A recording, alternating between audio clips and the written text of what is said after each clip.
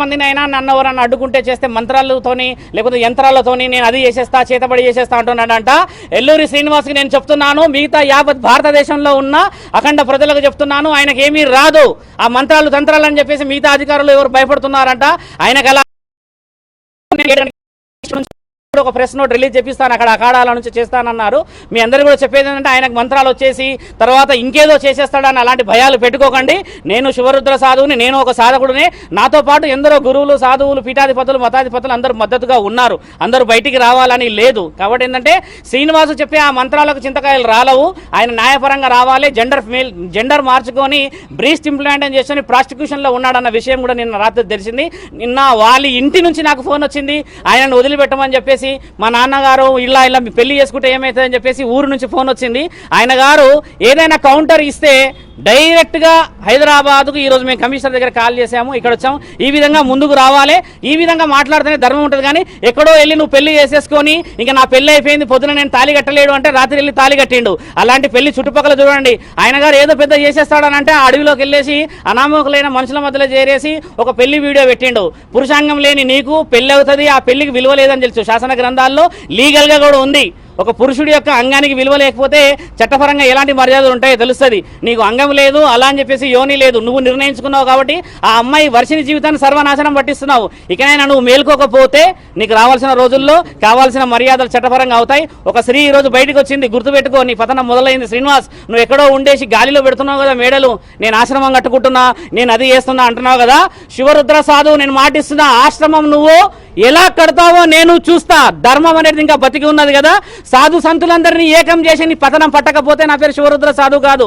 అఘోరా తత్వం వేసుకొని, జుట్టు వేసుకొని, రుద్రాక్షలు వేసుకొని, చితాభస్మం వేసుకొని నా తండ్రి పేరును అపవాద చేస్తే ఊరుకునే ప్రసక్తే లేదు. నీ రుద్రాక్షలు నేను దింపకపోతే నా పేరు శివరుద్ర సాధువు అనేది మార్చుకుంటా. ఆ అమ్మాయి ఈ రోజు బయటకు వచ్చింది. కేవలం ఒక భక్తిని, ఒక ధర్మాన్ని మీరందరూ ఉంటారని చెప్పేసి కదా. ఆ అమ్మాయి కూడా నేను మాటిచ్చాను, వారం నుంచి 10 రోజుల్లో ఆయనకు సంబంధించిన వివరణలు అన్నిచ్చి చట్టపరంగా ముందుకెళ్తామని చెప్పేసి ఆజాద్ గారు కూడా వచ్చారు. ఈ ఆజాద్ గారు మాట్లాడింది చట్టపరంగా రావాలని చెప్పి. ఏదైనా కూడా ఎంత వివరంగా మేము చెప్తున్నాము, నీకేంది ధైర్యం లేక ఎక్కడో గుహల్లోకి వెళ్ళి చెట్లలోకి వెళ్ళి వీడియోలు పెడుతున్నావు కదా. లైవ్గా వచ్చి మాట్లాడమంటే కొందరు వ్యక్తులతో మాట్లాడుతున్నావు. డిబేట్కి ఎందుకు రావట్లేదు? ప్రశ్న జవాబులు ఇచ్చడానికి ఓపిక లేదా నీకు? ఆ అమ్మాయిని మోసం చేస్తున్నావు. అపంశుభం తెలియ ఆ తల్లిదండ్రులు నేను రాగానే కాళ్ళ మీద పడి ఎంత ఏడుస్తున్నాడు ఆయన. నిన్న నైట్ వాళ్ళ అమ్మకి అక్కడ ఫిట్స్ వచ్చిందట ఆ పెళ్లి వీడియో చూసేసి. ఇలాంటి వాళ్ళ ఉసురు ముట్టి వస్తావు నువ్వు, గుర్తుపెట్టుకో. నిన్ను కన్న తల్లిదండ్రుల ఏలూరు శ్రీనివాస్ అని చెప్పేసి నీ ఊర్లో నీకు విలువ లేదు, అక్కడ బహిష్కరణ చేశారు. ఆ లింగ మార్పిడి చేసుకున్నావు, అక్కడ బతకలేకపోయావు. ఇక్కడ శివతత్వం అన్నావు, ఇక్కడ బతకలేకపోయావు. ఎందుకు మానవ జన్మెత్తినావు నువ్వు? అర్థం పర్థం లేని వీడియోలు ఇచ్చి అర్థం పద్ధతులు ఇచ్చి ఏం ఫేమ్ అవుతున్నావు అనుకుంటున్నావు? బాగా గుర్తుపెట్టుకో, నువ్వు చేస్తున్నంత అధర్మమైన పనులు. ఈ రోజు అందరూ వస్తున్నారు బయటికి, ఎక్కడెక్కడో కేసులు నీ మీద మొదలవుతున్నాయంటే నీ పతనం మొదలైంది. విచ్చలవిడిగా నువ్వు వీడియోలు చేసేసి దూరం ఉన్నా అని చెప్పేసి ఏదైతే విర్రవీగుతున్నావో భూమినే ఉన్నావు, గుర్తుపెట్టుకో. ఈ రోజు కాకపోతే రేపటి రోజు ఖచ్చితంగా దొరుకుతావు నువ్వు. దానికి సమాధానం ఈ స్త్రీ చెప్పడానికి ఆ కుటుంబం అంతా సిద్ధంగా ఉన్నది, అక్కడ ఇంకో కుటుంబం అంతా సిద్ధంగా ఉన్నది. శివరుద్ర సాధువుకు నువ్వు సమాధానం చెప్పాల్సిన అవసరం లేదు, అడ్వకేట్ గారికి సమాధానం చెప్పాల్సిన అవసరం లేదు. కానీ నీవు శరీరకంగా వాడుకున్న అమ్మాయిలకి మాత్రం సమాధానం ఆ కుటుంబానికి చెప్పే బాధ్యత ఉంది. నేను కూడా నిన్ను ఆ సాధు లక్షణం నుంచి కిందికి దింపకపోతే ఈ వారం 10 రోజులలో ఎక్కడికైతే అక్కడికి నేను సిద్ధమే. నీలాగా మాటలు వదిలేయడం నాకు రాదు. ముందుకు వచ్చిన తర్వాత ఏం మాట్లాడాలో, ఎలా నిర్ణయాలు తీసుకోవాలో నాకు తెలుసు.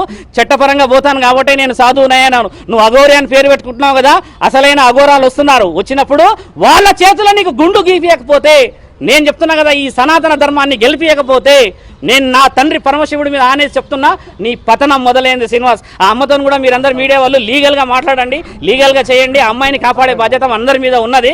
అమ్మ నువ్వు చెప్పు తల్లి. ఇప్పుడు నువ్వు ఆయన గారు 2-3 విషయాలు స్ట్రాంగ్ వదిలాడు, ఆధారాలు లేవన్నాడు. ఇప్పుడు ఆధారాలు లేవనంటే నువ్వేమంటావు?